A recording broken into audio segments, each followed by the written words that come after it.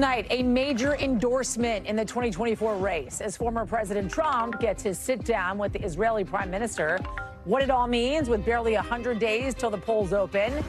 Then the terrifying images coming from out west where wildfires are raging out of control. Why officials are saying the worst is still on the way amidst a desperate search for a missing air tanker. And then in France, an unsettling kickoff for the Summer Olympic Games, the massive sabotage attack on the country's rail system that loomed over the opening ceremonies. Plus the brewing battle over J.D. Vance's controversial stances on childless people.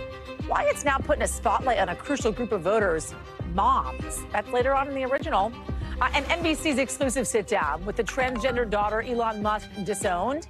What she's telling us after Musk said she was, quote, dead to him. Hey, everybody, I'm Yasmin. I'm in for Hallie tonight. We're going to start with the sit-down between former President Donald Trump and Israeli Prime Minister Bibi Netanyahu at Mar-a-Lago.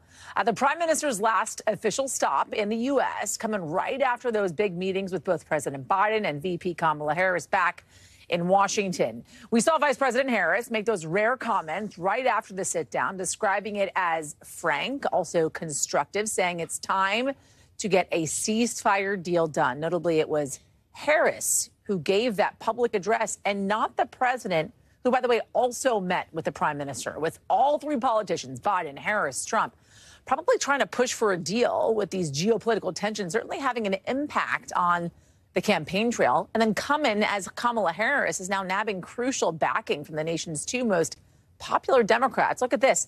The Harris camp putting down a new video of Barack and Michelle Obama on the phone with Kamala Harris, pledging their full support, meaning we can likely expect to see both of them at rallies soon. Harris heading to a key state, by the way, Georgia, for a rally in Atlanta. That's next week. And then this key endorsement as tensions are mounting between Donald Trump and Kamala Harris, ratcheting up with the Trump campaign now saying the former president won't commit to a debate until Harris is formally nominated. Putting that September 10th date, by the way, Donald Trump and President Biden originally agreed to in question. So we've got team coverage on all of the latest. We've got Jesse Kirsch following the Trump camp down in Florida. But we want to start with Hallie and near the White House. Hallie, I want to start with the campaign trail first and the significance really of this endorsement from the Obamas. Yeah, Yasmin, and this was a moment that so many Democrats were watching and waiting for after we saw so many prominent Democrats in the days after the president decided to drop out of the race slowly start to back Vice President Harris. But the Obamas held off on this, while it was expected, still critical endorsement. And we're told that was for a few reasons. We're told from sources familiar that former President Obama wanted to give the president his moment when he delivered that Oval Office address in which he explained to the nation why he was dropping out of this race. And he also didn't want to appear as if he was putting his finger on the scale for Vice President Harris. He wanted to give Democrats the time to rally around her and support her. As we know, she now has enough delegates to serve as the de facto Democratic nominee. And we're told that the Obamas have been serving sort of as a sounding board for her over the last 5 days since the president dropped out and then endorsed his vice president. The vice president in that video of her phone call that she shared with the Obamas says, and she tells them that she's ready to get on the road. We're told from their sources, both of their aides, that they are trying to figure out the logistics, the scheduling around how they could appear on the campaign trail together, how the Obamas could serve as sort of a solo surrogate for Vice President Harris over the next 100 or so days. No date has been officially set for that. But Yasmin, you think of how much more visible former President Obama had been in recent months for the Biden campaign. Remember appearing with him at several high-profile fundraisers, right, some of their highest-grossing fundraisers. That is only expected to get even more attention for the now Harris campaign. They were certainly a major part of the Biden camp and the Biden campaign back in 2020, acting as frequent surrogates out on the campaign trail. I want to talk about the VP vetting process, right? They got about 2 weeks or so to announce this thing, and we are now getting reporting that they are deeply vetting some of these possible VP candidates here. Yeah, we knew that this historically fast vetting process was underway for some of these potential running mates for Vice President Harris, but the Harris campaign is for the first time publicly acknowledging that. A Harris campaign spokesperson saying in a statement in part, quote, that the process has begun in earnest and we do not expect to have additional updates until the vice president announces who will be serving as her running mate and as the next vice president of the United States. And as far as what we know from sources familiar with this process is that 5 running mates are currently being vetted. Most of them are Democratic governors from battleground states where her path to victory runs through. We're talking about people like North Carolina Governor Roy Cooper, Michigan Governor Gretchen Whitmer, Illinois Governor J.B. Pritzker, as well as Pennsylvania Governor Josh Shapiro and some others. Of course, the vice president uniquely positioned to head this search as she's been on the receiving end of it in 2020 with President Biden. Yes. Democrats are in a really kind of unique position here, Hallie, in that their candidate is not the incumbent, but is actually in the White House. At the beginning of the Biden-Harris administration, it was kind of widely seen that Kamala Harris was somewhat put on the back burner. Some people criticized why she wasn't more out front. And then now these historic changes happening. We're starting to see her posturing inside the White House changes. We saw just yesterday addressing the nation after her sit down with the prime minister. It was the vice president addressing the nation, not the president, as we would normally see. Can we expect her taking more roles like this in the coming months leading up to November as the Biden administration is propping her up? Yeah, absolutely. And the White House and her office specifically is well aware that the eyes of the political world are on her now more than ever before. And we've really seen her come into her own over the last 2 years since the Dobbs decision, really becoming the face of the administration's efforts, their fights to protect reproductive rights. You mentioned that address she gave yesterday after meeting separately with Prime Minister Netanyahu. We knew that that was always going to be a separate meeting even before the president's decision. But of course, the focus even more on her now. And so this is going to be a balance that she has to strike over the next 100 or so days, balancing that role as vice president, knowing the eyes of the political world are watching everything she says and does, while also trying to make up for lost time on the campaign trail, now having replaced President Biden. Yes. The world and potential voters as well. Hallie Raffa for us. Thank you, Hallie. Appreciate it. Let's go to Jesse Kirsch standing by for us outside of Mar-a-Lago. Let's talk about this meeting happening between Donald Trump, Prime Minister Netanyahu as well. What do we know about the conversation today and how it may be different than the conversations that were had with the White House yesterday? Yeah, so what we know, Yasmin, is that it appears that the prime minister and former president met for around 2 hours at the former president's home, Mar-a-Lago. We're, by the way, just across the water in West Palm Beach, Florida now. We're awaiting remarks from the former president at a conference here later this evening. So that's what all the noise is behind us here. But what we know about this meeting is the press was briefly allowed in and heard from both candidate Trump and Prime Minister Netanyahu.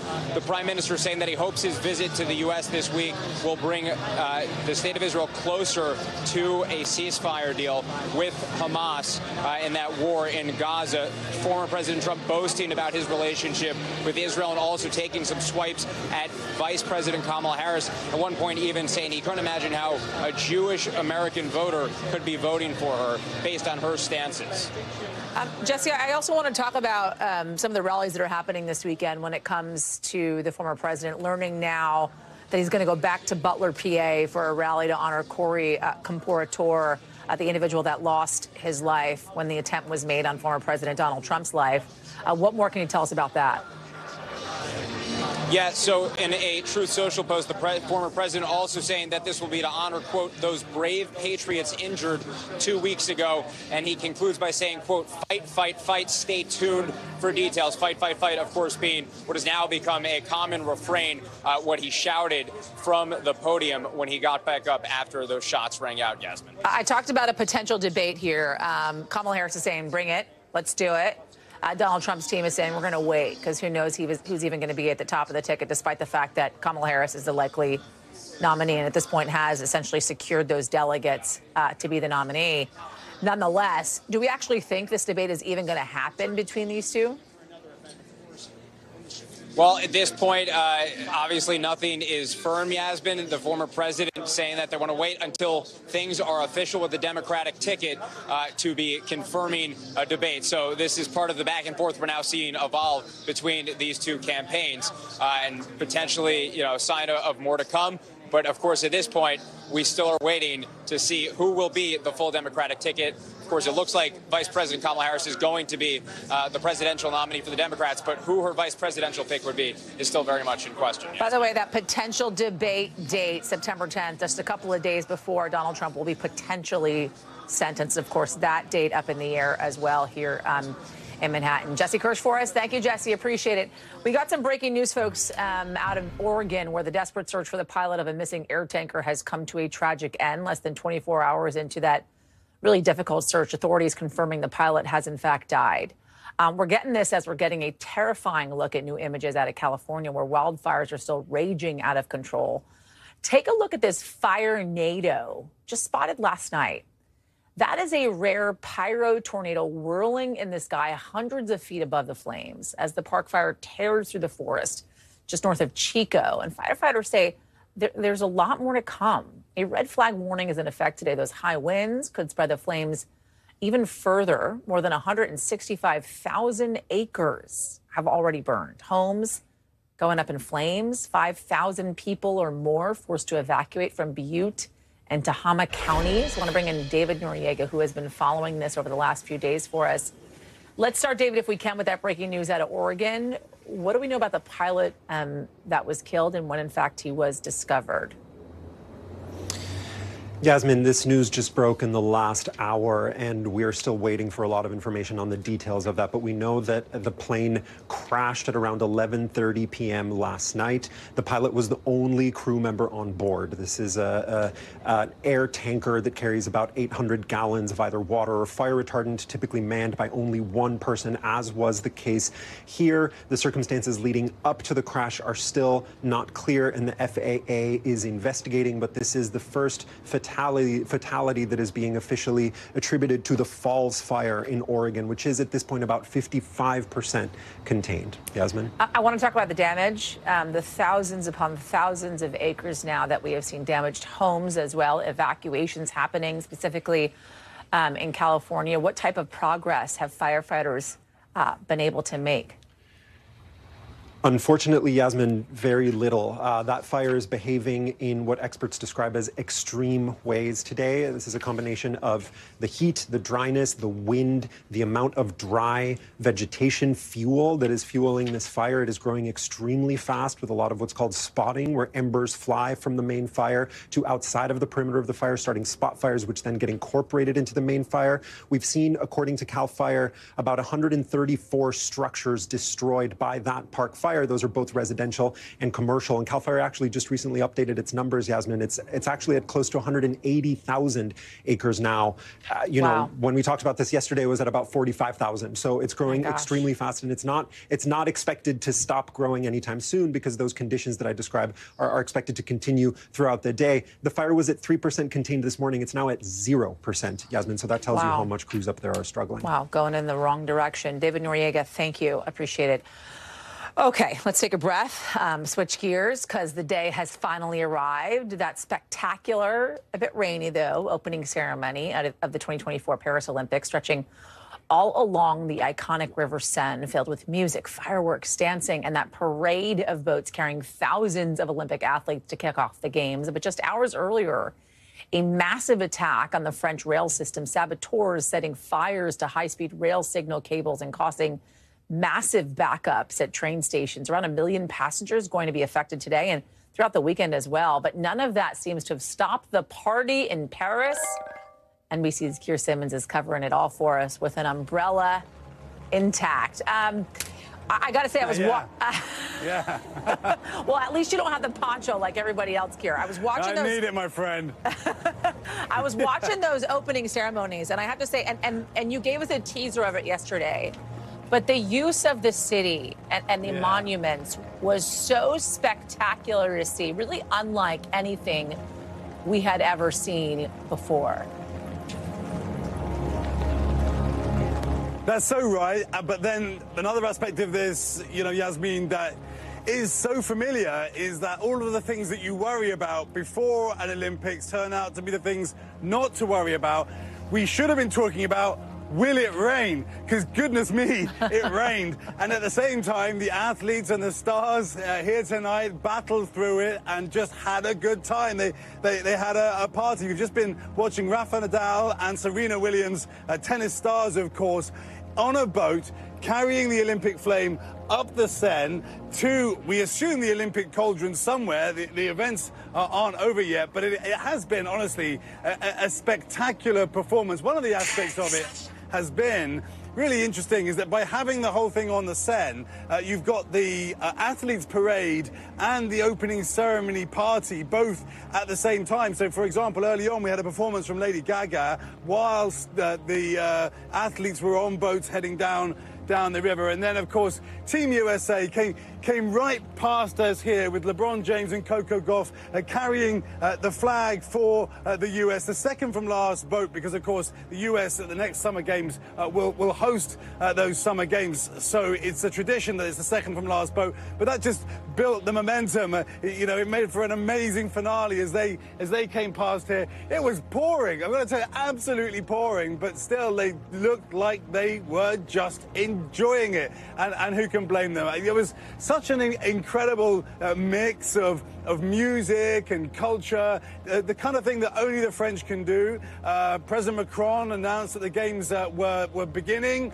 And again, we still don't know where that cauldron is going to be, where that Olympic flame is going to burn, and whether there might be a performance at the end here from, I don't know, maybe a Celine Dion, for example. Oh, interesting. Giving us a little bit of a possible teaser there. I got to say, I saw Lady Gaga's performance. It was incredible. And also, I can only imagine, right, the rain coming down, but watching some of the Instagram pages of my favorite athletes. I mean, the majesty of Paris, right, coming down the River Seine. But then also, I'm sure all of them taking in just how incredible it was that they were able to participate in the Olympic Games. All that hard work to finally get them there. I can't imagine how they're feeling this evening. How are folks in Paris feeling? What is the vibe like on the ground there, Keir? Oh, look, it was a lot of fun. I mean, there was a lot of folks along the river here. We were actually here up on this balcony. We're very privileged to be here. It's the apartment of a woman from New Jersey, a great woman who let us come and join her watch party. There were about 15 folks cheering Team USA as they came by, and you know, everybody just got into the spirit of it, despite the rain. It's been decades since it rained like this at an opening ceremony. Poor old France. If you look at the weather map, the rest of France appears to be dry, and just Paris had this storm coming over the city just at the point when the opening ceremony was on. But you know, again, in a way, I think it was kind of poetic, because it was a bunch of athletes battling through the weather, which is of course what they'll do over the next few weeks. You know, they say with each other, actually. Exactly. They say when you're getting married and it rains, it means good luck. So maybe when it rains during the Olympic opening ceremonies, it's good luck as well. Yeah. Yeah. Keir Simmons, try and stay dry. Yeah. They say that just to make you feel better, Yasmin. But you know, this is just your warm up for your swim at the end, Keir. That's all. It's just the warm up. Thank you, Keir. Appreciate it. Thank you. The FDA is saying it's now found another cinnamon product sold in the U.S. contaminated with lead. You see it right here. It's this ground cinnamon product. The FDA is asking the distributor to recall it. Nobody's reported getting sick from it yet, but it's coming after a bunch of other cinnamon products were found to have lead in them. And of course, lead can be extremely toxic, especially for young children. I want to bring in Dr. Akshay Syal for more on this as we're learning about this. Dr. Syal, thanks for joining us on this. How is it possible that officials are now finding more and more cinnamon products with lead in them? And does this mean we should just stop eating cinnamon, or what should we do? So it's a great question, Yasmin. And for those who haven't been following, essentially, this started last year when a bunch of parents started to notice that their kids had high levels of blood. And so a little bit of investigative work found out that this was actually traced back to applesauce that has since been recalled. But Yasmin, that applesauce actually had cinnamon in it, cinnamon that was found to have really high levels of lead. And so the FDA has essentially been testing ground cinnamon products since that outbreak to sort of figure out how widespread is this. And, you know, the issue, I talked to a food safety expert about this yesterday. The issue is that, you know, we don't test test food products before they come to market for heavy metal contamination. We wait for people to get sick and then we test them. So for those people out there who are worried, it's totally understandable. And I think, the smartest thing to do right now is to just limit your exposure to cinnamon. If you have cinnamon oatmeal, for example, switch it out and try to just reduce cinnamon as much as you can. You don't need to eliminate it completely. So I just want to be clear here. Is there an amount of lead in anything that's actually safe that you can continue to consume? No, especially for children, particularly for children here, you want to watch out because high levels of lead, even low levels of lead, can lead to things like low IQ and learning problems. So for those out there with young kids, especially important that you take this message seriously. Got it. Dr. Sayel, thank you. Appreciate it. Anytime. All right. NBC News is learning exclusively tonight that Vice President Kamala Harris called the family of an Illinois woman killed by police, Sonia Massey's father, telling us the call, quote, made me feel a lot better. It's happening as we are getting a new autopsy report confirming that Massey was killed by a gunshot to the head. Massey was seen on body cam video released just this week, getting shot by a sheriff's deputy after she called 911 about a suspected prowler. Civil rights attorney Ben Crump, representing Massey's family, saying her pleas for help were ignored. She was trying to get help. She needed a helping hand, not a bullet to the face. That's right. She just needed those officers to extend an ounce of humanity, not to kill her. So that body cam video released by police earlier this week, it showed Sangamon County Deputy Sean Grayson opened fire on Massey after ordering her to drop a boiling pot of water. He has pled not guilty to first-degree murder and other charges. NBC's Maggie Vespa has been covering this for us and is joining us now. What more do we know here? Give me the details of this autopsy and what has come to light here, Maggie. I was going to say, Yasmin, let's start with that because actually Crump zeroed in on that dramatically during today's press conference. The autopsy results not only show that she was shot in the head, but that Sonia Massey was shot in her left eye with the bullet. You see the renderings there exiting the base of her neck. And what the family says that means very clearly, and we appear to see this in the body camera video, was that she was shot at a downward trajectory, meaning the deputy was standing, she was crouching down. And we saw in the video, she said, "I'm sorry," and then she crouched down moments before she was shot. And they say this just makes it all the more apparent. It confirms what they felt like they already knew, that she was cowering, she was apologizing, she was not a threat in the moment. And this was, in their minds, a very clear excessive use of force. Here's some of what we heard earlier today about this. She was stooping. It's a downward trajectory because of her telling him she was sorry and ducking. She was ducking and it makes our whole family feel horrible.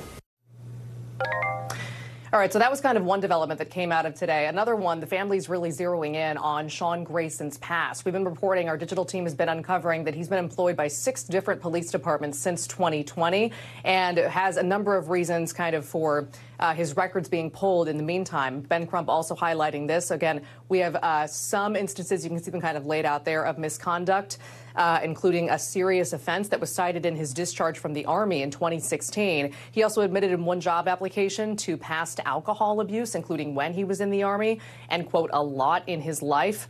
He was accused at one job of 2 instances of misconduct. It was his last job before coming to Sangamon County, including in one situation where a woman said that he, in her words, she felt violated because he was looking at her when she basically wasn't covered up. And then another instance when he hit a deer with his squad car in a chase that, according to records, violated department policy. The sheriff of Sangamon County has just responded to us. We're bringing this here first, saying that despite these records, he, meaning Grayson, went through the proper procedures and protocols, was vetted by 2 official local and state boards, interviewed by multiple people, went through a psychological background check, drug test, all the proper procedures. So he's defending the hiring, Yasmin, while the family is saying he never should have had that job. Grayson never should have had that job in the first place. We should note his attorney tonight is not commenting. A lot coming to light there, to say the least. Maggie Vespa, thank you. Okay, coming up, 2 of Mexico's most legendary drug lords now in U.S. custody. How one of them may have been tricked into coming north of the border. And Boar's Head is recalling some of its deli meat after a listeria outbreak. We're going to tell you what should be out of your fridge and in the trash can. We'll be right back.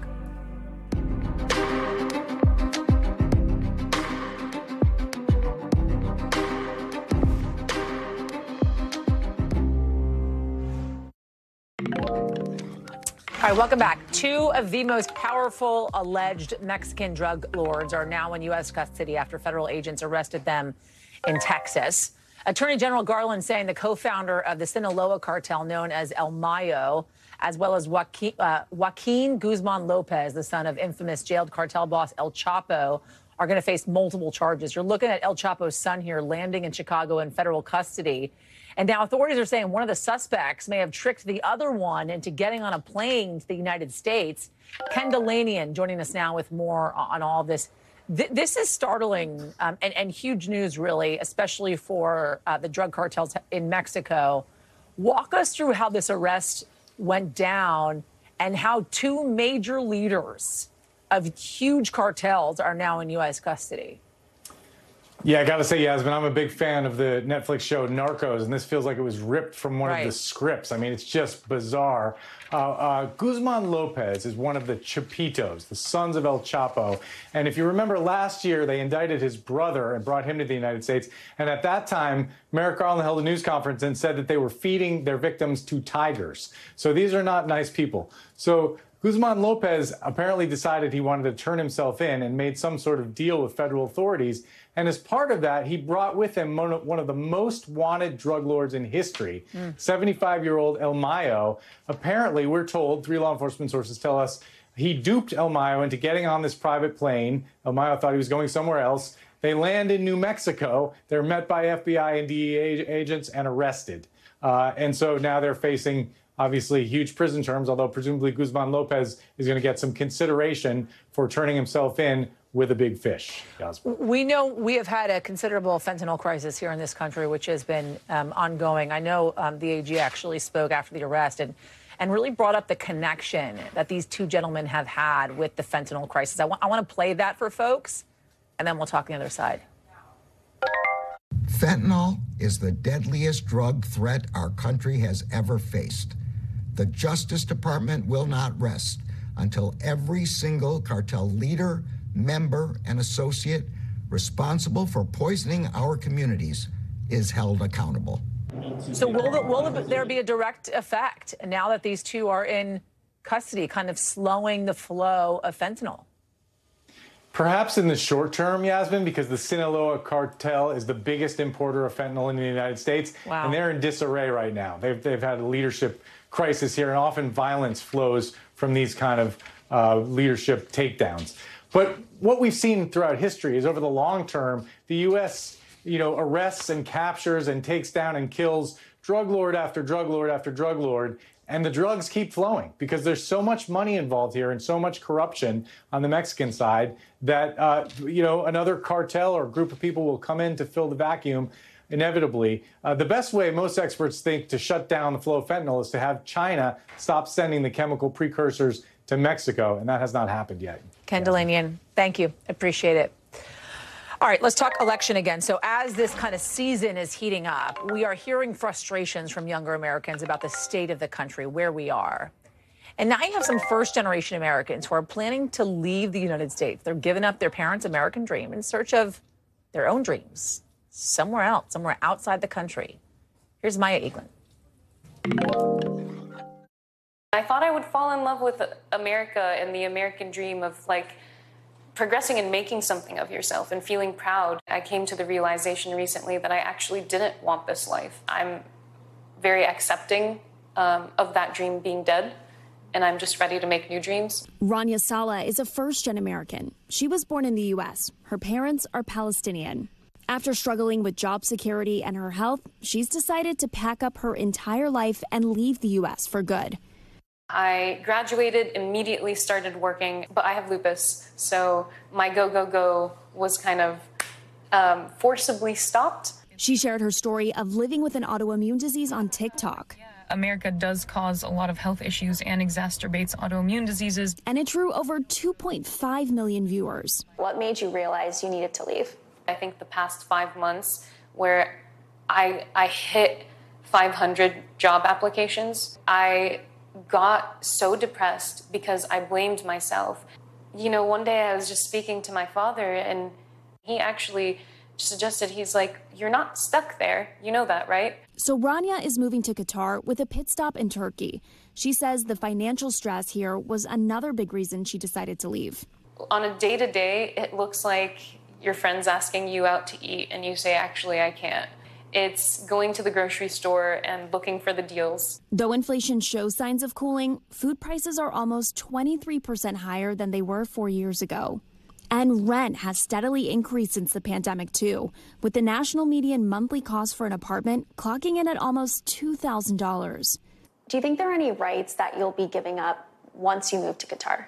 I am going to a semi-conservative monarchy. That being said, I am happy to give up my right to vote as a trade for a significantly better quality of life. It's hard to change, but it's sometimes harder to stay where you're at. Michael Christian is currently living in Maryland. His parents are from Antigua. He joined the Marine Corps after being recruited in high school, but he says everything changed while he was serving in Saudi Arabia in 2021. I had contracted leukemia while I was there. Obviously, I wasn't sick prior to getting there. You get diagnoses like that. It could be stress, it could be lack of sleep, it could be, like toxic exposure, dietary, changes while I was going through a war. So he says after struggling with finding work outside the military, dealing with discrimination, and not having the quality of life he wants in the U.S., he's ready for a new start in Austria next year and then plans to move to Spain. One study by the UN estimates that about 3 million Americans live abroad. Rania and Michael say they will be keeping their American citizenship for the flexibility of world travel, which also means they'll still pay U.S. taxes. But they say they're excited to remove themselves from American politics. So do you think you'll vote at all in November? Probably not. Probably not. Even if I had stayed, I wouldn't have voted in that election either. I think we're seeing that no matter which party is in power, it's kind of the same system. I think we have the illusion of freedom in America. So Rania has been in Turkey for a little while now, and she says both her mental and physical health has improved. And she says while she's hopeful that things will get better in the U.S., she doesn't regret leaving at all. Yasmin? All right, thank you to Maya Eklund for that. Want to get you over to the 5 things our team thinks that you should know about tonight. Number 1, Boar's Head recalling more than 200,000 pounds of deli meat over listeria concerns. Health officials saying a sample of Boar's Head liverwurst from a store in Maryland tested positive for listeria. We've been telling you about this. The CDC saying more than 24 people have gotten sick and 2 people have died in the outbreak. At number 2, Justin Timberlake's lawyer saying today the singer was not driving drunk when he got stopped last month in the Hamptons. He's trying to get the DUI charges dropped and says police documents had errors. Prosecutors say they filed an amended document. The judge ordered Timberlake to appear next week with fixed paperwork and says he can show up virtually. He's on tour in Europe right now. At number 3, the governor of West Virginia declaring a state of emergency across the whole state because of a shortage of rain that's led to drought. The governor says it's affected farmers. In his words, quote, putting them at risk of losing everything. The state of emergency will stay in effect for 30 days unless something changes.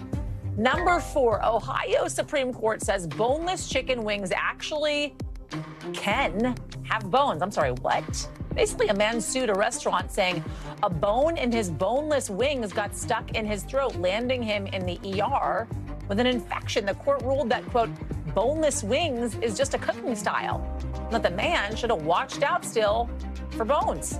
Number 5, take a look at this. It's a baby beluga. Oh, I remember that song.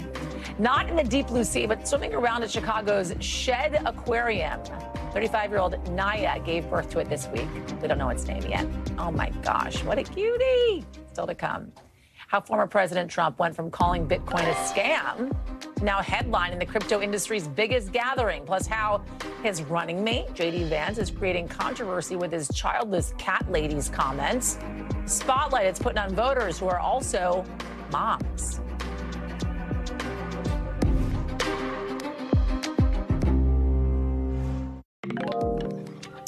All right, NBC covers hundreds of stories each day, and because it is tough to read, to watch, or listen to all of them, our bureau teams have done it for you. This is what they tell us is going down in their regions in a segment that we call The Local. From our Western Bureau, health officials in Colorado announcing 3 new human cases of bird flu, bringing the total number of confirmed cases in the United States to 13 just this year.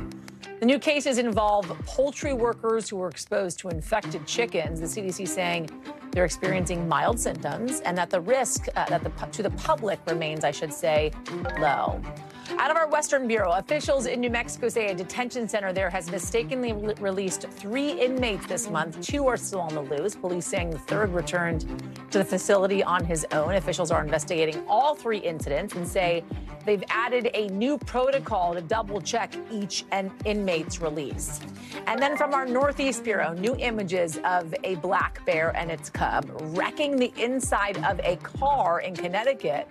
After getting trapped inside, the horn and radio were apparently on full volume. Officials think they got in by opening a door, but don't know how they actually got trapped. Once police came and then let the bears out, the 2 actually ran off into the woods safely and sound. The car, though, clearly not as lucky.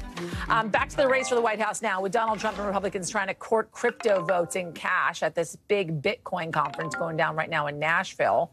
The annual event now trying its hand at politics. Donald Trump is going to take the stage there tomorrow. Independent candidate Robert Kennedy Jr. speaking there just in the last couple of minutes, meaning we're going to see crypto and the tech industry more broadly probably play an even larger role here just over the 100 days until Election Day. And we're also now learning Kamala Harris's campaign is now pushing to bring back Silicon tech donors who have increasingly favored Trump. Want to bring in CNBC's Mackenzie Sigalos, who's at the Bitcoin conference for us in Nashville to talk more about this. Mackenzie, good to talk to you. Talk about the politics going down there, if you will, and just how friendly crypto appears to be getting with the former president. So there are really 2 groups here, Yasmin, that the former president is courting with this pivot toward crypto. The first are exactly the kind of people walking around this expo hall. They're young, enthusiastic Bitcoin supporters who tend to lean toward deregulation. And in order to cater to them, sources tell me that former President Trump is being advised on staffing changes that he could roll out at the SEC to make it more crypto-friendly if he's reelected.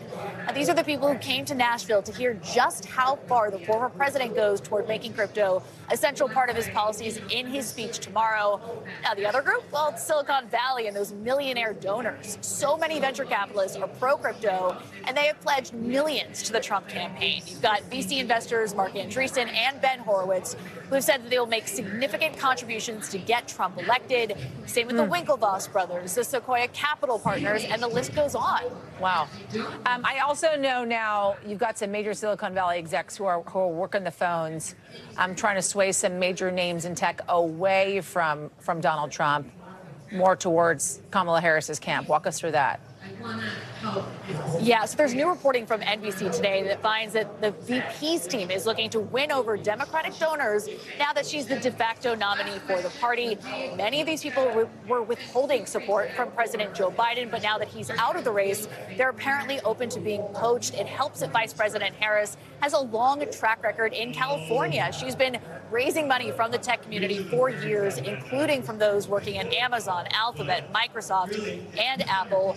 Venture capitalist Steve Wesley says that the pivot that's happened in the last 3 days is, quote, dramatic. And of course, this comes as Trump's running mate, J.D. Vance, is set to hold a fundraiser of his own in Palo Alto on Monday. So definitely seems to be a battle brewing for the money of those tech elites. Yasmin? Mackenzie, thank you. Appreciate it. Want to get to tonight's original with in-depth reporting on a topic that we've been watching. And tonight, it's the battle brewing over J.D. Vance's previous comments, appearing to criticize people who do not have kids in this country. Online communities now galvanizing over resurfaced comments from Vance, calling Kamala Harris a, quote, childless cat lady, that he's now chalking up to sarcasm. Also unearthed Vance's past suggestion that parents should get more votes than childless people. He's now calling those 2021 comments a, quote, thought experiment. This whole controversy showing how affairs of the family have become central to America's culture wars, but also highlighting issues that are just really important to a lot of voters: childcare, family leave, reproductive rights. One group is trying to bridge the divide. A jaw-dropping moment in a debate with many. What would you do to make childcare more affordable?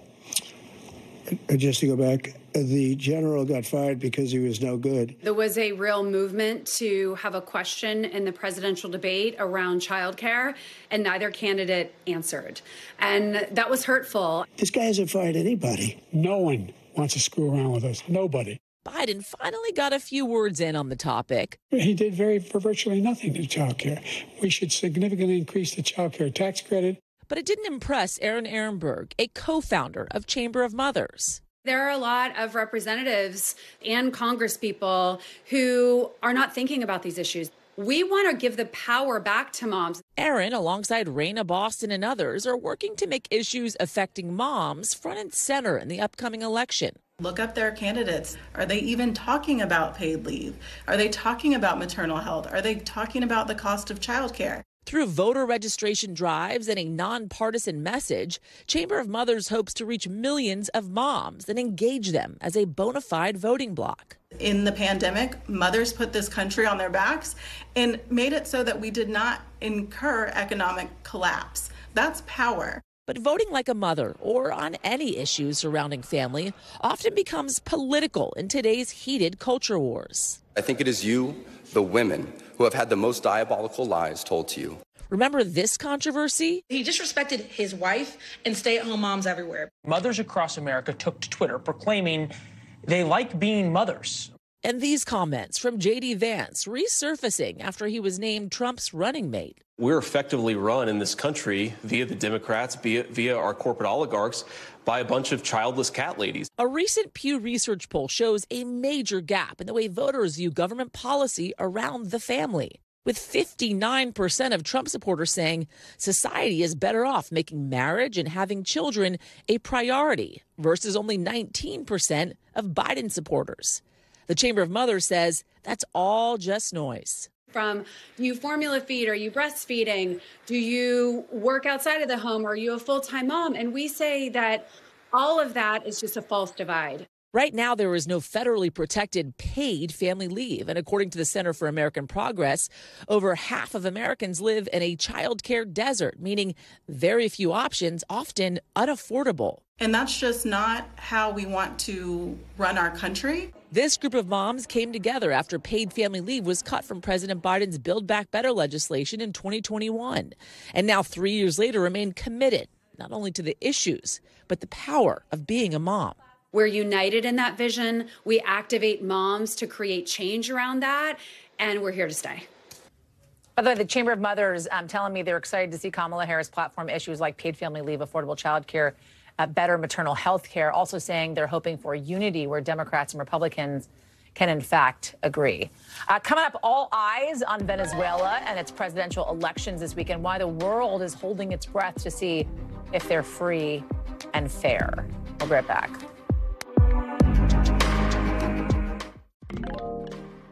All right, tonight, a lot of unanswered questions about what the presidential election will look like this year. But not just here in the United States, in Venezuela as well, a place struggling with a lot of social unrest under current President Maduro's regime for more than a decade now. And Venezuelans are heading to the polls on Sunday to make a critical choice. NBC's Guad Venegas explained it all in tonight's breakdown. A pivotal election in Venezuela this weekend, leaving millions there and around the world questioning whether a free and fair election is even possible. President Nicolás Maduro himself teasing at a rally that the outcome could be dangerous if he is not reelected. Si no quieren que Venezuela caiga en un baño de sangre, garanticemos el más grande éxito, la más grande victoria. Neighboring Brazil's president saying he's scared by Maduro's remarks, while the U.S. making it clear that we're watching closely. Maduro mobilizing the military, opening checkpoints throughout the country in the roundup to Sunday. Soldiers parading with ballot boxes. And they have a horrible record of fraudulent elections. But it wasn't always the case. The country, once a thriving democracy, Hugo Chavez elected in a populist wave in 1999, then ruling with an iron fist, holding on to power until his death from cancer in 2013, when Maduro, his hand-picked successor, took over. Maduro's rule fraught with skyrocketing inflation and a mass exodus, with about a fifth of Venezuela's population leaving, according to the UN. But his grip over his government remains. They control all of the institutions, but in particular, they control the electoral tribunal. And so the rules have been defined by the government. In 2018, President Maduro claiming re-election, but the National Assembly declaring the results invalid, leading to Juan Guaidó stepping up and declaring himself the interim president, a move the U.S. recognized for a few years, but Guaidó ended up fleeing Venezuela with a warrant out for his arrest. Now, Maduro's opposition, Edmundo González Urrutia, a 74-year-old stand-in candidate for the person widely believed to be the bigger challenger, María Corina Machado, a politician known as Venezuela's Iron Lady. She's opposed Chavez and Maduro for decades, ramping up support from thousands. There's no question that she is the most important political figure in Venezuela. But a government ban on her running for public office upheld in January. It's not stopping the opposition from rallying for a mass turnout and monitoring for any election intimidation on Sunday, and as many more consider leaving the country if things don't change. So obviously still kind of this concern of whether or not this is going to be a free and fair election with all that you just laid out there, Guad. But what, in fact, is the opposition promising here if they win? And how might it impact the United States? Well, Yasmin, Edmundo González Urrutia is the candidate, right? But he already said that if he wins, María Corina Machado can play any role she wants in his government. I mean, essentially, he is there in place for her. Maduro did not expect the opposition to gain so much support by allowing the opposition to register with this candidate. So María Corina Machado had promised to privatize a lot of industries in Venezuela. Venezuela's economy had been crippling for years. Inflation in Venezuela is insane. So one of the things she's promised is to privatize the oil industry, as well as the healthcare industry, education, and many other industries which would bring foreign investment into Venezuela. So it would be a major change, Yasmin. Since the Chavista party took over in Venezuela, we have not seen a change in government. So Hugo Chavez ruled, and then Nicolás Maduro has been in power. So we don't know what it would look like to see Nicolás Maduro actually be defeated and see how that change of power would go. But what they have promised, María Corina Machado, is to try to bring back the millions of Venezuelans that have fled the country. Let's hear from some Venezuelans that have fled. And this is what they think they would do if the opposition wins. I wouldn't even think about it. I would go back home. Without thinking about it, I would return to my country. Millions have fled again. And a lot of the people that have fled are doctors, attorneys, people that are working in other countries. So the opposition wants to attract a lot of them back to Venezuela. But again, we'll have to wait and see what happens with the election. If Maduro loses, if he's willing to accept a loss. And we should also add that some governments, like the president of Brazil, also Colombia, that are allies of Nicolás Maduro and his government, are asking him to accept the results of an election, even if he loses. Yasmin? We will be certainly watching and tracking this incredibly important election. Guad Venegas for us, thank you. Still ahead, our reporter's exclusive interview with the transgender daughter Elon Musk said was, quote, dead to him. We'll be right back.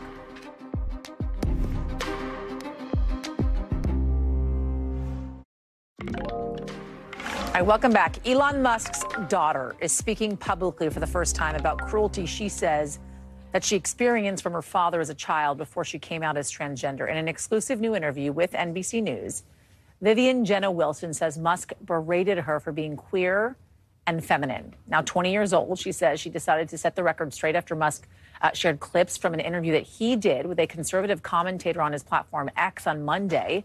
Musk saying Vivian was, quote, not a girl and was figuratively, quote, dead. Here's more of what he said. I was essentially tricked into signing documents for one of my older boys. And so I lost my son, essentially, killed by the woke mind virus. NBC's David Ingram is joining me now to talk more about his exclusive reporting here. Give me the kind of context of these comments from Elon Musk about his daughter, and give us the record, his record, when it comes to how he interacts with the trans community on this platform. Yeah, so Yasmin, I think one way to look at this is sort of as the missing puzzle piece for why Elon Musk has waged what is now a multi-year campaign on social issues, including rights for transgender people. He has been posting on X and in other venues denouncing treatments for trans kids in particular. And on Monday was really the first time that he said publicly that the spark for him to take on this fight was his relationship with his own trans daughter, that he did not believe that she was a girl, a woman, and that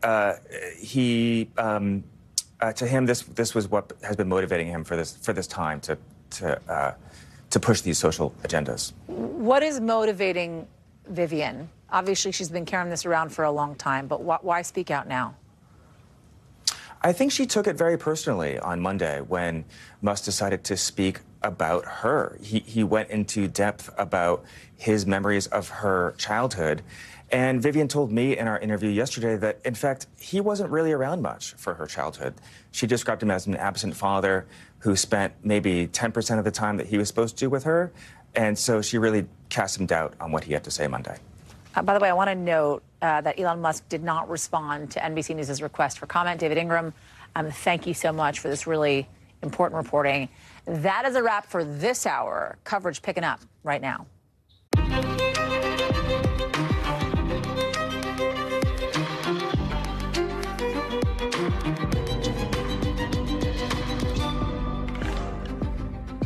All right, tonight a major endorsement in the 2024 race as former President Trump gets his sit down with the Israeli Prime Minister. What it all means with barely 100 days till the polls open. Then the terrifying images that are coming from out west. Wildfires raging out of control. Why officials say the worst is still on the way. And then over to France, the Olympic flame now lit after some star-studded performances were live from Paris. Former President Donald Trump, who once bashed Bitcoin, now a crypto headliner. Why he's the keynote speaker at the industry's biggest conference. Later on, the first-gen Americans planning to leave the U.S. Why they say their American dreams never came true. Hey, everybody, I'm Yasmin. I'm in for Hallie tonight. We're going to start with that sit-down between former President Donald Trump and Israeli Prime Minister Bibi Netanyahu at Mar-a-Lago, the Prime Minister's last official stop in the U.S., coming right after those big meetings with both President Biden and Vice President Kamala Harris back in Washington. We saw Vice President Harris make those rare comments right after the sit-down, describing it as frank, as constructive, saying it's time to get a ceasefire deal done. Notably, it was Harris who gave the public address and not the president, who also, by the way, met with Prime Minister Netanyahu. We just saw President Biden depart the White House for Camp David just in the last couple of minutes here with all three politicians, Biden, Harris, Trump, probably trying to push for this deal with these geopolitical tensions, certainly having an impact on the campaign trail. And it's all coming as Kamala Harris is now nabbing crucial backing from the nation's two most popular Democrats. Look at this. The Harris camp putting out a new video of Barack and Michelle Obama on the phone with Harris, pledging their full support, meaning we can likely expect to see both of them at rallies very soon. Harris heading to a key state, by the way, Georgia, for a rally in Atlanta next week. This key endorsement as tensions are mounting between Trump and Harris, ratcheting up with Trump campaign now saying the former president will not commit to a debate until Harris is formally nominated. Putting that September 10th date, Donald Trump and President Biden originally agreed to, now in question.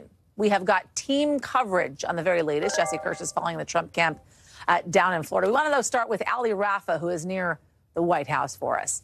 Let's talk about the campaign trail here first, Ali, and the significance of this huge endorsement from the Obamas. Yeah, Yasmin, this endorsement wasn't necessarily surprising, but really it can't be underscored enough how critical this endorsement was from the Obamas, who, of course, are still extremely popular among Democrats, how important that was for Vice President Harris as her campaign tries to keep the momentum that they've built over the last 5 days going for the next 102 days until Election Day. And we're told that former President Obama has been in touch and had been in touch with Vice President Harris over the last 5 days after the president made this decision and announced his decision to drop out of the 2024 race, sort of acting as a sounding board for her the last 5 days.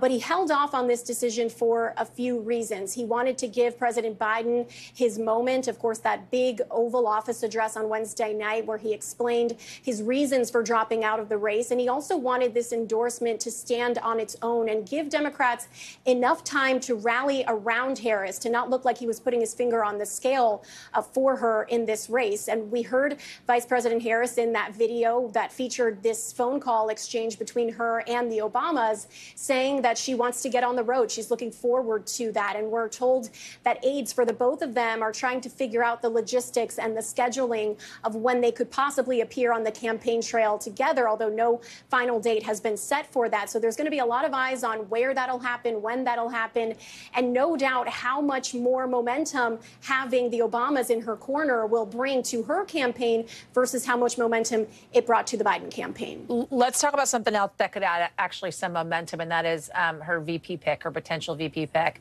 what she's got to do really in the next 2 weeks or so. We know from our reporting now they're going through the vetting process, and many of the names that are being put out there are already out campaigning for the vice president as surrogates. Yeah, that's right. We knew that this historically fast vetting process was already underway, but the Harris campaign for the first time is admitting this publicly. And we heard from a Harris campaign spokesperson who said in a statement, in part, quote, that the process has begun in earnest, and we don't expect to have additional updates until the vice president announces who will be serving as her running mate and as the next vice president of the United States. And as you mentioned, we expect that decision to be made by August 7th, giving her enough time to build that momentum before the Democrats' convention begins on August 19th. And we're told from sources familiar with this process that is now underway that vetting materials have been requested from 5 possible running mates, many of them Democratic governors in states that would be critical to her success in November. These are governors like Michigan Governor Gretchen Whitmer, for example, North Carolina Governor Roy Cooper, Pennsylvania Governor Josh Shapiro, just to name a few of them. And Harris, of course, is uniquely positioned to make this very important decision, having been on the other end of it in 2019, Yasmin. We're also getting some breaking news in, literally coming in right now. We got 4 campaign sources confirming to NBC News the first staff-level calls to potential running mate candidates began on Tuesday. 2 sources saying that, quote, about a dozen names are under consideration. A decision will happen by August 7th.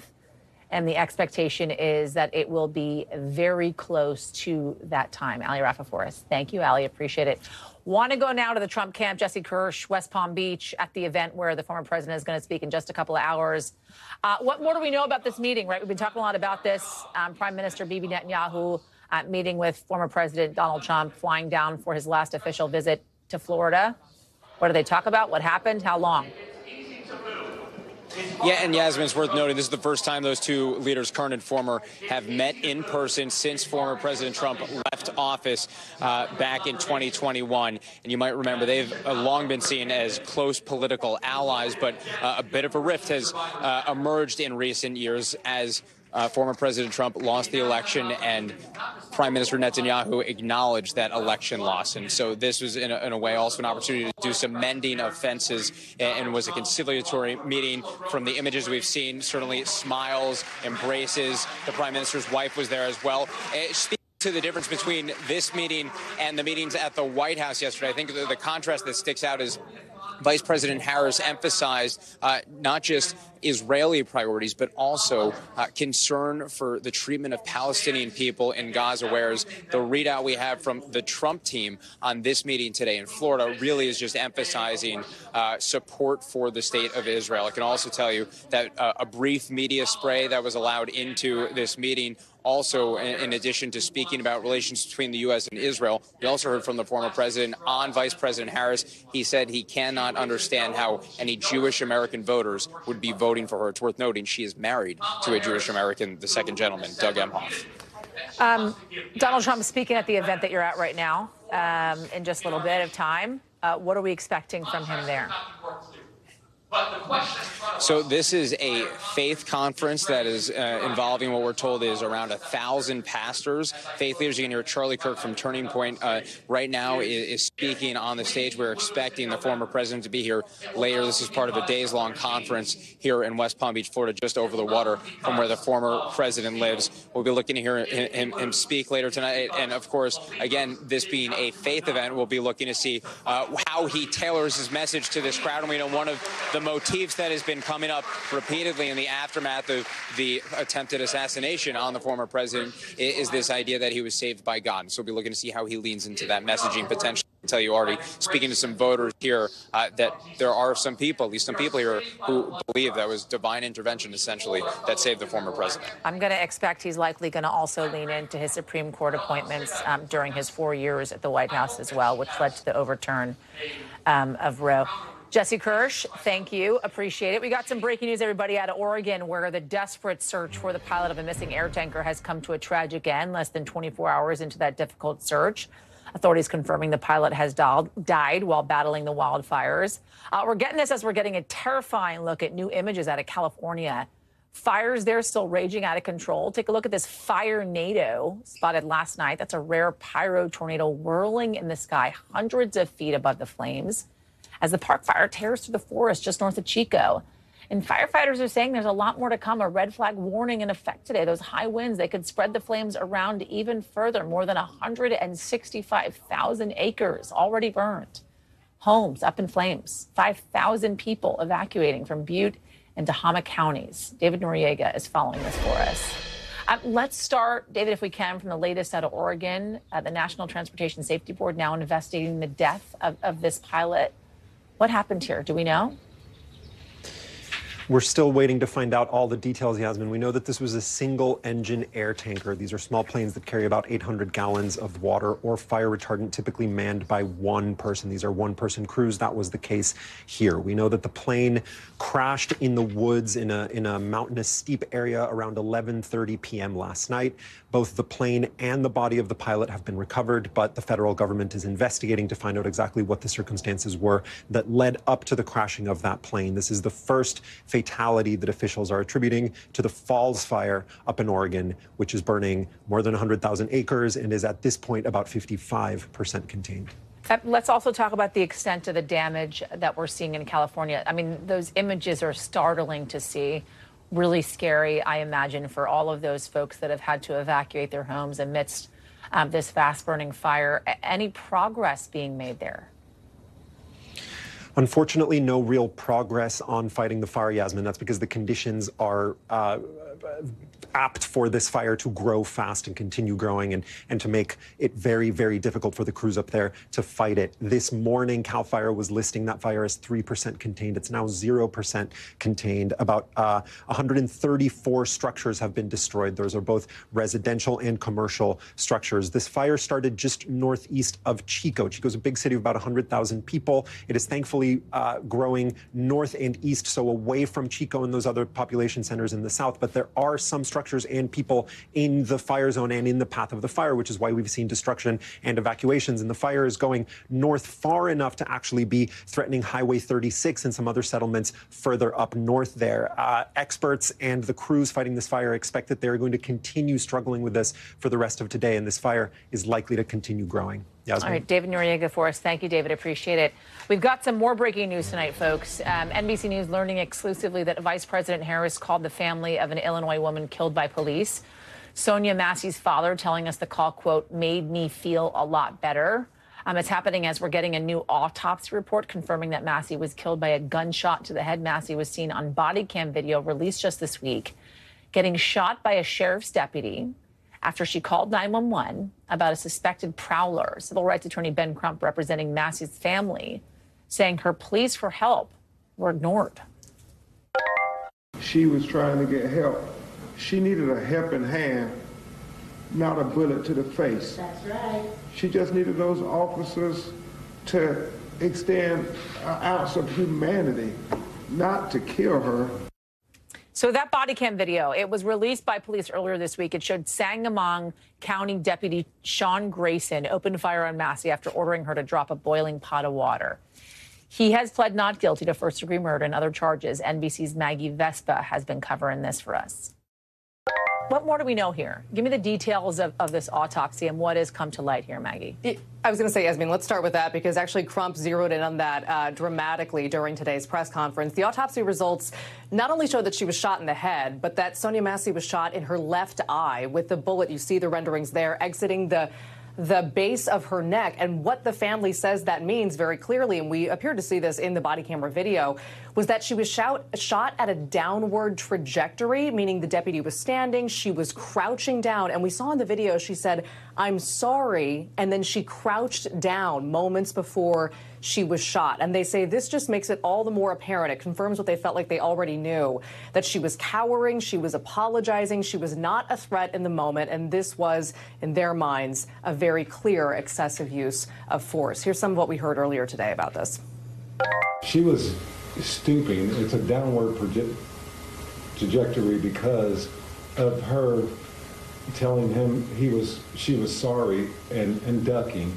She was ducking, and it makes our whole family feel horrible. All right, so that was kind of one development that came out of today. Another one, the family's really zeroing in on Sean Grayson's past. We've been reporting, our digital team has been uncovering that he's been employed by 6 different police departments since 2020 and has a number of reasons kind of for his records being pulled in the meantime. Ben Crump also highlighting this. Again, we have some instances, you can see them kind of laid out there, of misconduct, including a serious offense that was cited in his discharge from the Army in 2016. He also admitted in one job application to past alcohol abuse, including when he was in the Army, and, quote, a lot in his life. He was accused at one job of 2 instances of misconduct. It was his last job before coming to Sangamon County, including in one situation where a woman said that he, in her words, she felt violated because he was looking at her when she basically wasn't covered up. And then another instance when he hit a deer with his squad car in a chase that, according to records, violated department policy. The sheriff of Sangamon County has just responded to us. We're bringing this here first, saying that despite these records, he, meaning Grayson, went through the proper procedures and protocols, was vetted by 2 official local and state boards, interviewed by multiple people, went through a psychological background check, drug test, all the proper procedures. So he's defending the hiring, Yasmin, while the family is saying he never should have had that job. Grayson never should have had that job in the first place. We should note his attorney tonight is not commenting. A lot coming to light there, to say the least. Maggie Vespa, thank you. All right, the FDA says it's now found another cinnamon product sold in the U.S. contaminated with lead. You see it right here. It's this ground cinnamon product. The FDA is asking the distributor to recall it. Nobody's reported getting sick from it yet. But it's coming after a bunch of other cinnamon products were found to have lead in them. And of course, lead can be extremely toxic, especially for young kids. I want to bring in Dr. Akshay Syal for more on this. Dr. Syal, thanks for joining us on this. How is it possible that officials are now finding more and more cinnamon products with lead in them? And does this mean we should just stop eating cinnamon, or what should we do? So it's a great question, Yasmin. And for those who haven't been following, essentially, this started last year when a bunch of parents started to notice that their kids had high levels of blood. And so a little bit of investigative work found out that this was actually traced back to applesauce that has since been recalled. But Yasmin, that applesauce actually had cinnamon in it, cinnamon that was found to have really high levels of lead. And so the FDA has essentially been testing ground cinnamon products since that outbreak to sort of figure out how widespread is this. And, the issue, I talked to a food safety expert about this yesterday. The issue is that, we don't test food products before they come to market for heavy metal contamination. We wait for people to get sick and then we test them.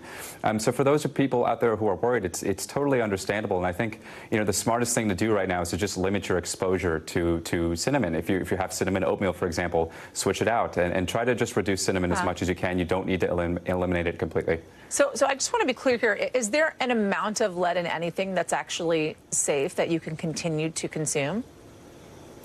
No, especially for children, particularly for children here, you want to watch out because high levels of lead, even low levels of lead, can lead to things like low IQ and learning problems. So for those out there with young kids, especially important that you take this message seriously. Got it. Dr. Syal, thank you. Appreciate it.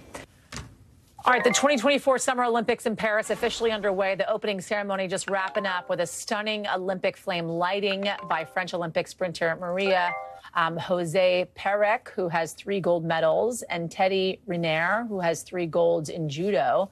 The pair lighting the Olympic cauldron, which then floated up into the air on a huge balloon. It was followed by a stunning comeback performance by Celine Dion from a stage high up in the Eiffel Tower. It was her first live performance, and she revealed that she was battling a progressive neurological disease back in 2022. NBC's Keir Simmons is lucky and is there. You teased it for us in the last hour, Keir. And then during a commercial break, I watched some of Celine Dion's performance. Absolutely stunning. Yeah. Stunning. It was stunning. Absolutely stunning. I got to tell you, it hasn't stopped raining, Yasmin. As you can see, I'm still holding an umbrella, so poor old Paris for that. But what an incredible night. I mean, you're right. Celine Dion from the Eiffel Tower behind me there, singing at the end of the ceremony was just incredible. And it began with Lady Gaga performing. So it, you know, kind of bookended, if you like, by these two extraordinary female performers. And then the whole thing was just breathtaking. Despite the rain, people celebrating. The people stayed along the banks of the Seine the entire time, as far as I could tell. And of course, you would, because the performances were just so great. A mix of music from classical to rock to hip hop. And really, it was hard to kind of keep up at times with how it was moving, how it was changing. One of the aspects of it, Yasmin, which I just found really interesting, aside from the, you know, by having the opening ceremony outside rather than in the stadium, you kind of saved money, it was more sustainable, and it was different, and it was historic. Another aspect of it, too, though, was that 4 miles meant that the athletes were on the boats for a long time. Right. So what they did was they interweaved, if you like, the performances with the athletes' parade. And I think that made for a much better, much more entertaining opening ceremony, and fantastic to see LeBron James and Coco Gauff waving the flag for Team USA coming past on the river just here, just below us. It really was a night to remember. I mean, just a night for the ages. I mean, you're so incredibly lucky to be there. I imagine you've pinched yourself a couple of times as you've been reporting on this and seeing the opening ceremony from your vantage point. How are people in Paris feeling? I imagine there are so many tourists on the streets of Paris right now amidst these Olympic Games, and also just people that live there and are lucky to experience it firsthand. Yeah.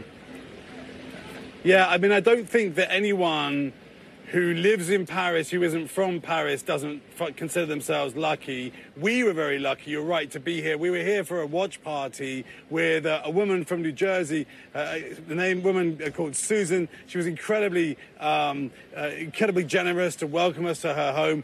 What an incredible apartment she has with this amazing view along very appropriately, really, right? I mean, along a very appropriately a road called the Avenue de New York. So it really just all seemed to fit together. We were with the watch party of, I guess, around 13 people, many of them from the US, just cheering as Team USA came by and just enjoying the Frenchness of the whole thing. It really, again, I mean, it was a night filled with champagne and laughter. I was going to say, hopefully you were drinking some French wine and eating some French cheese as you watched that opening ceremony from that woman's beautiful apartment. Keir Simmons, thank you. Appreciate it. And if you didn't catch that opening ceremony when it aired live, do not worry. You can catch full coverage here on NBC and Peacock tonight, 7:30 p.m. Eastern.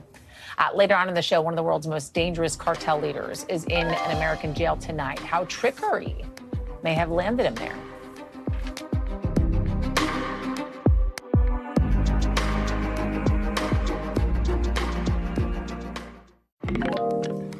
All right, coming up, a brewing environmental disaster after an oil tanker sank in the Philippines. We have more on that in a second. But first, 2 of the most powerful alleged Mexican drug lords are now in U.S. custody after federal agents arrested them in Texas. A.G. Garland saying the co-founder of the Sinaloa cartel known as El Mayo, as well as Joaquin Guzman Lopez, the son of infamous jailed cartel boss El Chapo, will face multiple charges. You're looking at El Chapo's son here, landing in Chicago in federal custody. And now authorities saying one of the suspects may have tricked the other one into getting on a plane to the United States. Ken Delanian joining us now with more on all of this, wondering how this all went down, how they ended up in U.S. custody, the possibility that one drug lord may have tricked the other one into getting captured. Walk us through all these details, Ken. It's absolutely remarkable, Yasmin. I think there's a lot we still have to learn about this, but what U.S. officials are telling us, the basics, is that Guzman Lopez, who is 37 years old and is one of the so-called Chapitos running the Sinaloa cartel after El Chapo, their dad, went to U.S. federal prison, that he decided he wanted to surrender. He's under a lot of pressure. The U.S. is trying to capture him. And he decided that he wanted to bring sort of a consolation prize with him, one of the most wanted drug lords in Mexico, 75-year-old El Mayo, who rarely leaves Mexico and has been very careful and has helped run the Sinaloa cartel for 4 decades and has never seen the inside of a jail cell. So he got El Mayo to get on a private plane. El Mayo apparently thought he was going somewhere else, and they ended up in New Mexico, where they were arrested by federal authorities, flown then to El Paso, Texas, now facing federal charges and U.S. justice. It's just absolutely remarkable. It's like a scene from a movie, but it's also considered a major victory by U.S. law enforcement because this is the cartel that brings in the most fentanyl that's killing tens of thousands of Americans a year. I'm glad you brought that up because we heard from the Attorney General after the arrest bringing up these 2 men and their connection to the crisis here in the United States with fentanyl. Let's take a listen to that, Ken, and then we'll talk. Fentanyl is the deadliest drug threat our country has ever faced. The Justice Department will not rest until every single cartel leader, member, and associate responsible for poisoning our communities is held accountable. So I know it's kind of hard to really understand how it is that these cartels work, right? The A to the Z and how they actually get the drugs across the border. But when you have these major drug lords now under arrest here in the United States, what does it do to the flow of fentanyl into this country? Well, it may disrupt it in the short term because the Sinaloa cartel is the major exporter of fentanyl in the United States, and they are now disrupted and they're having a leadership vacuum. But look, it's actually not that complicated, the way the Mexican cartels work. It's fueled by massive amounts of money, which then fuels corruption on the Mexico side and even on the U.S. side. And that's how the stuff gets across the border. And the U.S. has been capturing and jailing drug lords for decades now, and yet the flow of drugs continues. And fentanyl is the easiest thing to smuggle because it can be smuggled in small quantities. So unless something changes massively, for example, unless the U.S. can get China to stop shipping chemical precursors to Mexico, most experts believe the flow of fentanyl will continue. Other people will fill the vacuum created by the lack of the Sinaloa cartel, unless somehow there's a message sent here that if you deal in fentanyl, the U.S. will come after you extra hard. I guess that's one possibility, but most experts think, as long as there is massive amounts of money, there will be cartels peddling drugs. If you thought it was hard to get one drug lord to sell the other one up the river, think about negotiating with China. Ken Delanian, thank you. Appreciate it. So as this election season is heating up, we're hearing frustrations from younger Americans about the state of this country. And now you have some first-generation Americans who are planning to leave, giving up their parents' dreams in search of their own dreams somewhere else. Here's Maya Eklund. I thought I would fall in love with America and the American dream of progressing and making something of yourself and feeling proud. I came to the realization recently that I actually didn't want this life. I'm very accepting of that dream being dead, and I'm just ready to make new dreams. Rania Saleh is a first-gen American. She was born in the U.S. Her parents are Palestinian. After struggling with job security and her health, she's decided to pack up her entire life and leave the U.S. for good. I graduated, immediately started working, but I have lupus, so my go was kind of forcibly stopped. She shared her story of living with an autoimmune disease on TikTok. America does cause a lot of health issues and exacerbates autoimmune diseases. And it drew over 2.5 million viewers. What made you realize you needed to leave? I think the past 5 months where I hit 500 job applications, I got so depressed because I blamed myself. One day I was just speaking to my father and he actually suggested, he's like, you're not stuck there. You know that, right? So Rania is moving to Qatar with a pit stop in Turkey. She says the financial stress here was another big reason she decided to leave. On a day-to-day, it looks like your friend's asking you out to eat and you say, actually, I can't. It's going to the grocery store and looking for the deals. Though inflation shows signs of cooling, food prices are almost 23% higher than they were 4 years ago. And rent has steadily increased since the pandemic, too, with the national median monthly cost for an apartment clocking in at almost $2,000. Do you think there are any rights that you'll be giving up once you move to Qatar? I am going to a semi-conservative monarchy. That being said, I am happy to give up my right to vote as a trade for a significantly better quality of life. It's hard to change, but it's sometimes harder to stay where you're at. Michael Christian is currently living in Maryland. His parents are from Antigua. He joined the Marine Corps after being recruited in high school, but he says everything changed while he was serving in Saudi Arabia in 2021. I had contracted leukemia while I was there. Obviously, I wasn't sick prior to getting there. You get diagnoses like that. It could be stress. It could be lack of sleep. It could be, like toxic exposure, dietary, changes while I was going through a war. So he says after struggling with finding work outside the military, dealing with discrimination, and not having the quality of life he wants in the U.S., he's ready for a new start in Austria next year and then plans to move to Spain. One study by the UN estimates that about 3 million Americans live abroad. Rania and Michael say they will be keeping their American citizenship for the flexibility of world travel, which also means they'll still pay U.S. taxes. But they say they're excited to remove themselves from American politics. So do you think you'll vote at all in November? Probably not. Probably not. Even if I had stayed, I wouldn't have voted in that election either. I think we're seeing that no matter which party is in power, it's kind of the same system. I think we have the illusion of freedom in America. So Rania has been in Turkey for a little while now, and she says both her mental and physical health has improved. And she says while she's hopeful that things will get better in the U.S., she doesn't regret leaving at all. Yasmin? All right, thank you to Maya Eaglin for that. Want to get you over to the 5 things our team thinks that you should know about tonight. We have number 1, Boar's Head recalling more than 200,000 pounds of deli meat over listeria concerns. Health officials saying a sample of Boar's Head liverwurst from a store in Maryland tested positive for listeria. We've been telling you about this. The CDC saying more than 24 people have gotten sick and 2 people have died in this outbreak. Number 2, Justin Timberlake's lawyer saying today the singer was not driving drunk when he got stopped last month in the Hamptons. He's trying to get the DOI charges dropped and says police documents had errors. Prosecutors saying they filed an amended document. The judge ordered Timberlake to appear next week with fixed paperwork and says he can show up virtually. He's on tour in Europe right now. At number 3, a plan filed today could make thousands of former college athletes eligible for payments from like a couple of bucks to more than $1 million as part of the nearly $3 billion antitrust settlement that the NCAA and 5 conferences agreed to.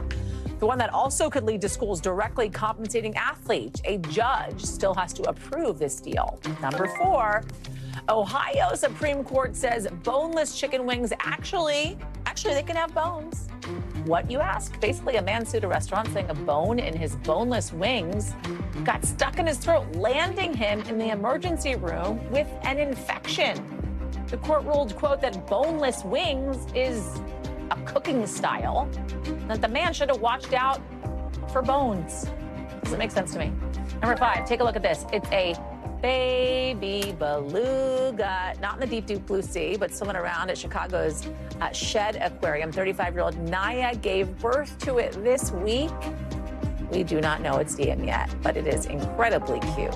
Coming up, former President Trump headlining a Bitcoin conference, why he's changed his tune on cryptocurrencies. Up first, though, a 19th century shipwreck found near Sweden carrying a surprising luxury item.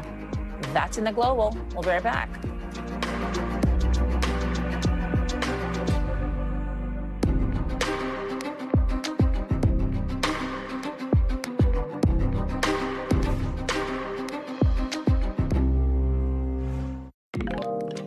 All right, welcome back.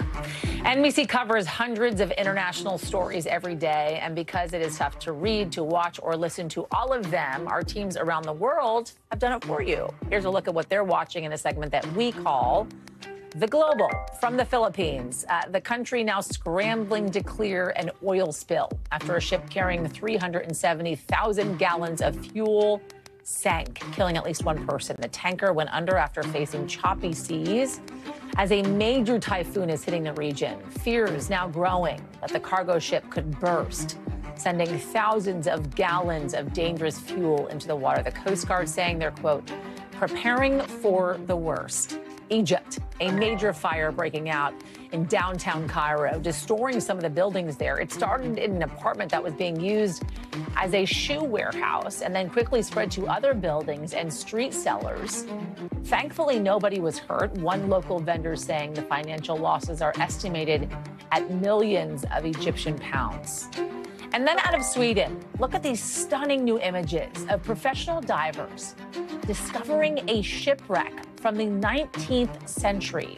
The ship was apparently filled with over 100 bottles of champagne, wine, porcelain, and mineral water. And by the way, back in the 19th century, mineral water was treated like medicine, and it was so valuable, it was only used for royals. All right, back to the race for the White House now, with Donald Trump and Republicans trying to court crypto votes and cash at this big Bitcoin conference going down right now in Nashville. The annual event now trying its hand at politics. Donald Trump is going to take the stage there tomorrow. Independent candidate Robert Kennedy Jr. speaking there just in the last couple of minutes, meaning we're going to see crypto and the tech industry more broadly probably playing an even larger role here, just over 100 days until the election.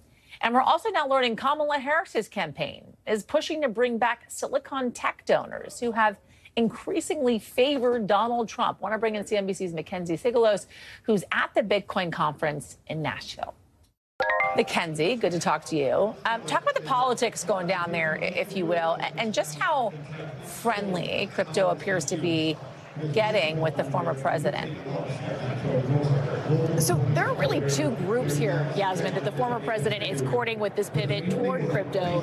The first are exactly the kind of people walking around this expo hall. They're young, enthusiastic Bitcoin supporters who tend to lean toward deregulation. And in order to cater to them, sources tell me that former President Trump is being advised on staffing changes that he could roll out at the SEC to make it more crypto-friendly if he's reelected. Now, these are the people who came to Nashville to hear just how far the former president goes toward making crypto a central part of his policies in his speech tomorrow. Now, the other group, well, it's Silicon Valley and those millionaire donors. So many venture capitalists are pro-crypto, and they have pledged millions to the Trump campaign. You've got VC investors Mark Andreessen and Ben Horowitz, who have said that they will make significant contributions to get Trump elected. Same with the Winklevoss brothers, the Sequoia Capital Partners, and the list goes on. Wow. I also know now you've got some major Silicon Valley execs who are working the phones, trying to sway some major names in tech away from Donald Trump, more towards Kamala Harris's camp. Walk us through that. Yeah, so there's new reporting from NBC today that finds that the VP's team is looking to win over Democratic donors now that she's the de facto nominee for the party. Many of these people were withholding support from President Joe Biden, but now that he's out of the race, they're apparently open to being poached. It helps that Vice President Harris has a long track record in California. She's been raising money from the tech community for years, including from those working at Amazon, Alphabet, Microsoft, and Apple. Venture capitalist Steve Wesley says that the pivot that's happened in the last 3 days is, quote, dramatic. And of course, this comes as Trump's running mate, J.D. Vance, is set to hold a fundraiser of his own in Palo Alto on Monday.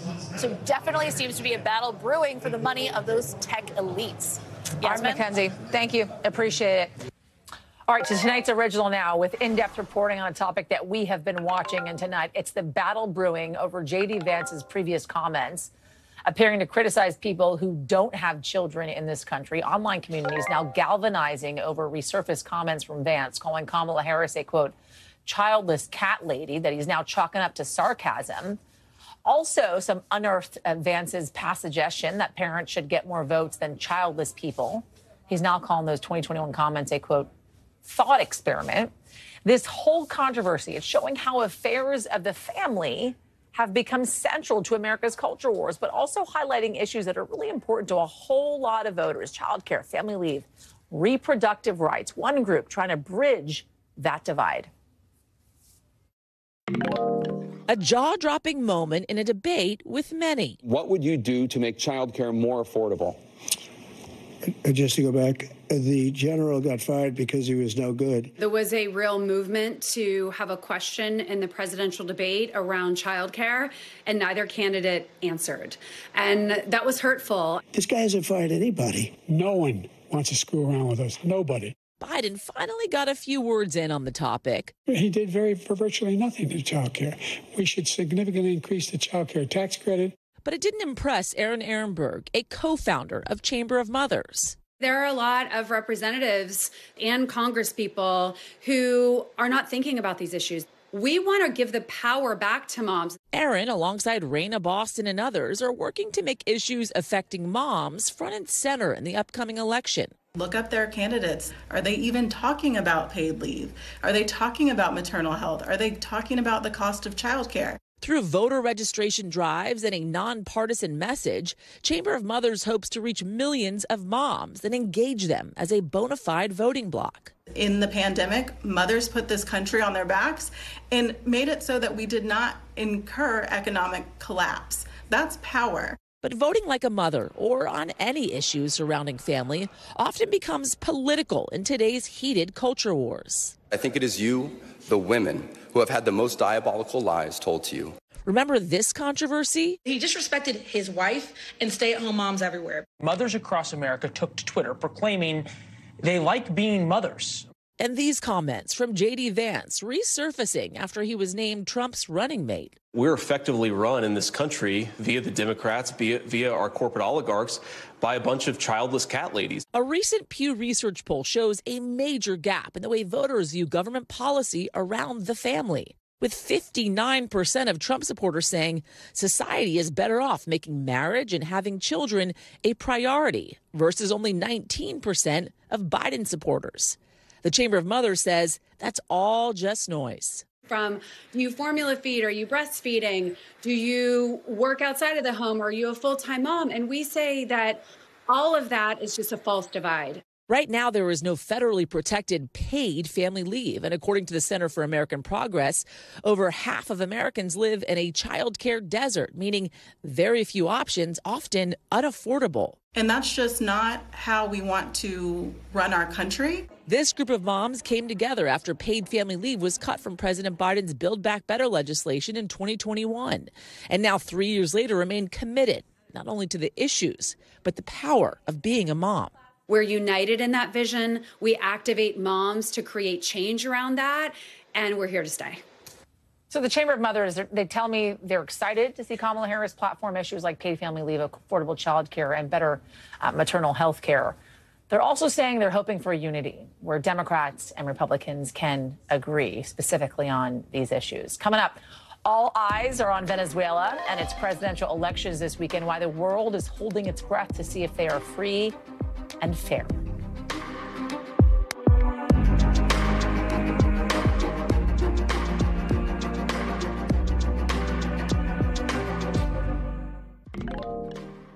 All right, tonight, a lot of unanswered questions about what the presidential election will look like this year. But not just here in the United States, in Venezuela as well, a place struggling with a lot of social unrest under current President Maduro's regime for more than a decade now. And Venezuelans are heading to the polls on Sunday to make a critical choice. NBC's Guad Venegas explains it all in tonight's breakdown. A pivotal election in Venezuela this weekend, leaving millions there and around the world questioning whether a free and fair election is even possible. President Nicolás Maduro himself teasing at a rally that the outcome could be dangerous if he is not reelected. Si no quieren que Venezuela caiga en un baño de sangre, garanticemos el más grande éxito, la más grande victoria. Neighboring Brazil's president saying he's scared by Maduro's remarks, while the U.S. making it clear that we're watching closely. Maduro mobilizing the military, opening checkpoints throughout the country in the roundup to Sunday. Soldiers parading with ballot boxes. And they have a horrible record of fraudulent elections. But it wasn't always the case. The country, once a thriving democracy, Hugo Chavez elected in a populist wave in 1999, then ruling with an iron fist, holding on to power until his death from cancer in 2013, when Maduro, his hand-picked successor, took over. Maduro's rule fraught with skyrocketing inflation and a mass exodus, with about a fifth of Venezuela's population leaving, according to the UN. But his grip over his government remains. They control all of the institutions, but in particular, they control the electoral tribunal. And so the rules have been defined by the government. In 2018, President Maduro claiming re-election, but the National Assembly declaring the results invalid, leading to Juan Guaidó stepping up and declaring himself the interim president, a move the U.S. recognized for a few years, but Guaidó ended up fleeing Venezuela with a warrant out for his arrest. Now, Maduro's opposition, Edmundo González Urrutia, a 74-year-old stand-in candidate for the person widely believed to be the bigger challenger, María Corina Machado, a politician known as Venezuela's Iron Lady. She's opposed Chavez and Maduro for decades, ramping up support from thousands. There's no question that she is the most important political figure in Venezuela. But a government ban on her running for public office upheld in January. It's not stopping the opposition from rallying for a mass turnout and monitoring for any election intimidation on Sunday, and as many more consider leaving the country if things don't change. So obviously still kind of this concern of whether or not this is going to be a free and fair election with all that you just laid out there, Guad. But what, in fact, is the opposition promising here if they win? And how might it impact the United States? Well, Yasmin, Edmundo González Urrutia is the candidate, right? But he already said that if he wins, María Corina Machado can play any role she wants in his government. I mean, essentially, he is there in place for her. Maduro did not expect the opposition to gain so much support by allowing the opposition to register with this candidate. So María Corina Machado had promised to privatize a lot of industries in Venezuela. Venezuela's economy had been crippling for years. Inflation in Venezuela is insane. So one of the things she's promised is to privatize the oil industry, as well as the healthcare industry, education, and many other industries which would bring foreign investment into Venezuela. So it would be a major change, Yasmin. Since the Chavista party took over in Venezuela, we have not seen a change in government. So Hugo Chavez ruled, and then Nicolás Maduro has been in power. So we don't know what it would look like to see Nicolás Maduro actually be defeated and see how that change of power would go. But what they have promised, María Corina Machado, is to try to bring back the millions of Venezuelans that have fled the country. Let's hear from some Venezuelans that have fled. And this is what they think they would do if the opposition wins. I wouldn't even think about it. I would go back home. Without thinking about it, I would return to my country. Millions have fled again. And a lot of the people that have fled are doctors, attorneys, people that are working in other countries. So the opposition wants to attract a lot of them back to Venezuela. But again, we'll have to wait and see what happens with the election. If Maduro loses, if he's willing to accept a loss. And we should also add that some governments, like the president of Brazil, also Colombia, that are allies of Nicolás Maduro and his government, are asking him to accept the results of an election, even if he loses. Yasmin? We will be certainly watching and tracking this incredibly important election. Guad Venegas for us, thank you. Still ahead, our reporter's exclusive interview with the transgender daughter Elon Musk said was, quote, dead to him. We'll be right back.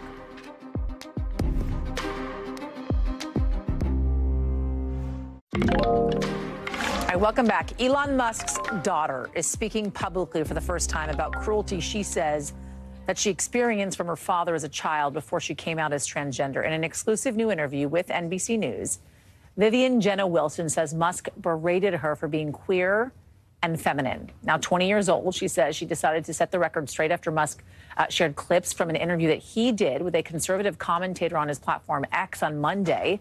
Musk saying Vivian was, quote, not a girl and was figuratively, quote, dead. Here's more of what he said. I was essentially tricked into signing documents for one of my older boys. And so I lost my son, essentially, killed by the woke mind virus. NBC's David Ingram is joining me now to talk more about his exclusive reporting here. Give me the kind of context of these comments from Elon Musk about his daughter, and give us the record, his record, when it comes to how he interacts with the trans community on this platform. Yeah, so Yasmin, I think one way to look at this is sort of as the missing puzzle piece for why Elon Musk has waged what is now a multi-year campaign on social issues, including rights for transgender people. He has been posting on X and in other venues denouncing treatments for trans kids in particular. And on Monday was really the first time that he said publicly that the spark for him to take on this fight was his relationship with his own trans daughter, that he did not believe that she was a girl, a woman, and that to him this was what has been motivating him for this time to push these social agendas. What is motivating Vivian? Obviously, she's been carrying this around for a long time, but why speak out now? I think she took it very personally on Monday when Musk decided to speak about her. He went into depth about his memories of her childhood. And Vivian told me in our interview yesterday that, in fact, he wasn't really around much for her childhood. She described him as an absent father who spent maybe 10% of the time that he was supposed to with her. And so she really cast some doubt on what he had to say Monday. By the way, I want to note that Elon Musk did not respond to NBC News' request for comment. David Ingram, thank you so much for this really important reporting. That is a wrap for this hour. Coverage picking up right now. Thanks for watching. Stay updated about breaking news and top stories on the NBC News app or follow us on social media.